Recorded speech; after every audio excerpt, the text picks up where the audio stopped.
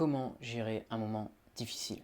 Dans cette vidéo, j'aimerais te partager plusieurs moyens de le faire, puisque c'est des situations auxquelles on peut être exposé, c'est des situations qu'on peut vivre, que ce soit au niveau du travail ou dans notre vie personnelle.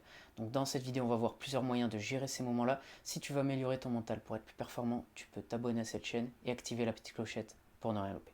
Donc ce que je voulais te partager aujourd'hui, c'est 4 choses qui peuvent te permettre de mieux gérer ces moments qui sont difficiles au quotidien. Et un premier moyen que tu peux utiliser, c'est le fait de te focaliser sur ce que tu peux contrôler. En fait, quand tu vas faire ça, tu vas pouvoir gagner en certitude. Puisque tu as déjà dû l'entendre, on ne peut pas contrôler le temps, on ne peut pas contrôler les gens, on peut juste contrôler nos actions, notre attitude.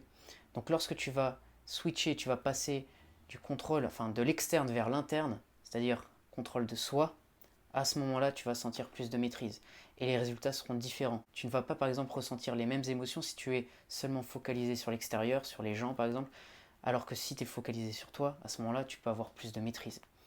Une autre chose que tu peux faire, et c'est lié à ce point-là, c'est le fait de lâcher prise, c'est d'accepter la situation présente. C'est de ne pas offrir plus de résistance à ce qui est en train de se produire. C'est plus facile à dire qu'à faire, mais avec le temps, je te garantis que ça va te permettre de relâcher les tensions intérieures qui peuvent naître d'un conflit en fait entre ce que tu veux toi et ce qui se présente à l'extérieur. La troisième chose que tu peux faire, c'est le fait de remettre en perspective.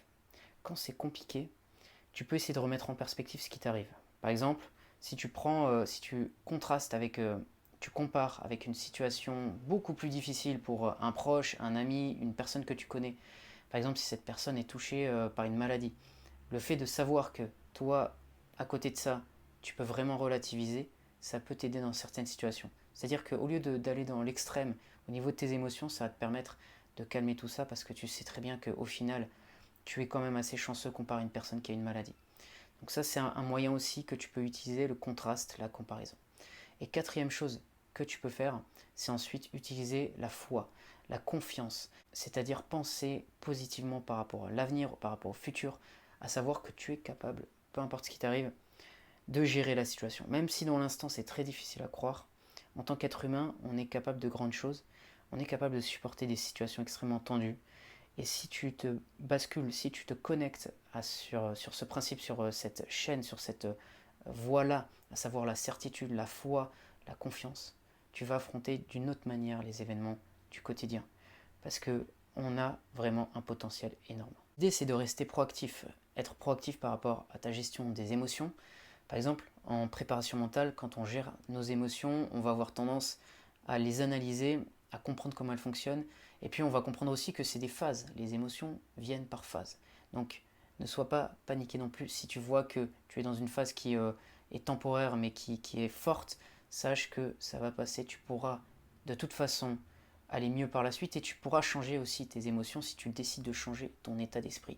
On peut le faire par différents moyens, que ce soit en changeant notre physiologie, en changeant notre manière de bouger, de respirer, en se reprogrammant d'une autre manière par rapport à notre vision, à notre visualisation, en voyant des choses beaucoup plus positives par exemple.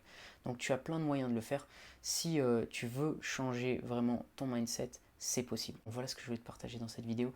Si ça t'a plu, tu peux mettre un j'aime, tu peux t'abonner à la chaîne si tu veux d'autres contenus sur la préparation mentale. Et si tu veux faire une préparation mentale personnalisée, tu peux me contacter, m'envoyer un email, il est dans la description. Je te dis à bientôt pour une prochaine vidéo.